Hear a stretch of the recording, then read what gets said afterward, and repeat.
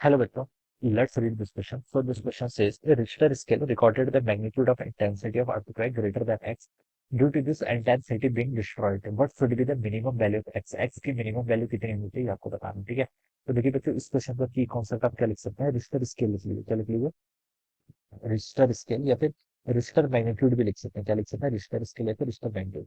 देखिए ये Richter scale क्या होती है आपकी, जो आपका अर्थक्वेक होगा, अर्थक्वेक के मैग्नीट्यूड को मेजर करने के काम आती है। क्या आपके रिश्टर स्केल अर्थक्वेक के मैग्नीट्यूड को क्या करती है, मेजर करने के काम आते हैं, रिश्टर स्केल बोलते हैं, ठीक है।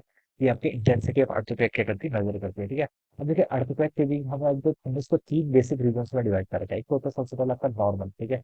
आपका नॉर्मल ये किस चीज है, देखिए जब आपके रिश्टर स्केल के रीडिंग 1 से 3 के बीच में लाई कर रही है, ठीक है। 1 से 3 के बीच में लाई कर रही है, ठीक है। हम बता सकते हैं कि वन का जो वन, अगर 1 मैग्नीट्यूड का अर्थक्वेक आ रहा है तो वो तो बहुत स्मॉल आता है, तो उसको हम मेजर भी नहीं कर सकते आप, जनरल पता भी नहीं लगा सकते हैं, ठीक है। और जो 3 तक का होता है, देखिए 3 तक आपको इतना एहसास हो जाएगा कि अर्थक्वेक आपको आ रहा है, ठीक है। तो ये आपके लो लेवल वाली रीजन में आता है, ठीक है। और जो 3 से लेकर 6 तक का लेवल होता है, ये आपका क्या आता है, दिस इज कॉल्ड मॉडरेट। इसे हम क्या बोलते हैं? This is called moderate earthquake है, मॉडरेट अर्थक्वेक है, ठीक है।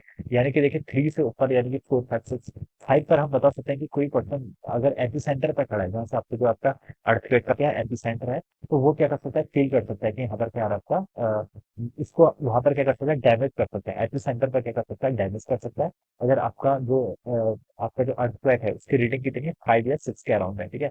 और अगर 6 से ग्रेटर होगी, 6 से ग्रेटर, तो ये आपकी पूरी सिटी को डिस्ट्रॉय कर सकता है। जो आपका एपी सेंटर है, एपी सेंटर की विसिनिटी कर भी क्या कर सकता है, आपका डिस्ट्रॉय कर सकता है, ठीक है। तो ग्रेटर देन 6 वाला जो रीजन होता है उसे हम क्या बोलते हैं, वो आपका फिर डिस्ट्रक्शन वाली कैटेगरी में रहेगा, इसमें डिस्ट्रक्शन वाली कैटेगरी में, ठीक है। तो अर्थक्वेक को हम बेसिकली 3 कैटेगरी में डिवाइड करें, नॉर्मल, मॉडरेट और डिस्ट्रक्शन। 1 से 3 तक की जो मैग्नीट्यूड है आपके रिश्ते स्केल के मैग्नीट्यूड है, रिश्ते मैग्नीट्यूड, वो अगर 1 से 3 के बीच में है ना, तब तो आपका नॉर्मल अर्थक्वेक की कैटेगरी में आएगा।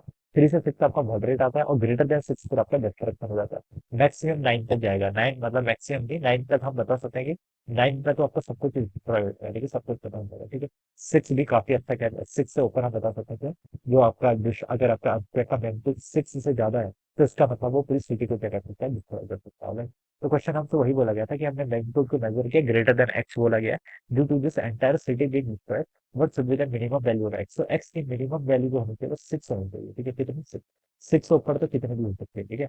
तो इसकी मिनिमम वैल्यू कितनी होनी चाहिए? 6 होनी चाहिए। तो सॉरी, मिनिमम वैल्यू ना ग्रेटर देन 6 आएगी, या फिर 6 या 7 बोल सकते हैं, ठीक है। सेज स्कोर के लिए हम इसको क्या लिख लेते हैं, 7 लिख लेते हैं। क्या लिख लेते हैं? आपका 7 लिख लेते हैं, ठीक है। मिनिमम वैल्यू बोला ना आपने, तो मिनिमम वैल्यू आपकी, ये तो आपका 6 से ग्रेटर ही होना चाहिए, और मिनिमम वैल्यू आप 7 लिख लीजिए, तो this will be the answer, ठीक है। ये क्या रहेगा इसका आंसर, ठीक है। एस की मिनिमम वैल्यू आपकी 7 होनी चाहिए। So I hope you are understood this concept. All the best, my friend.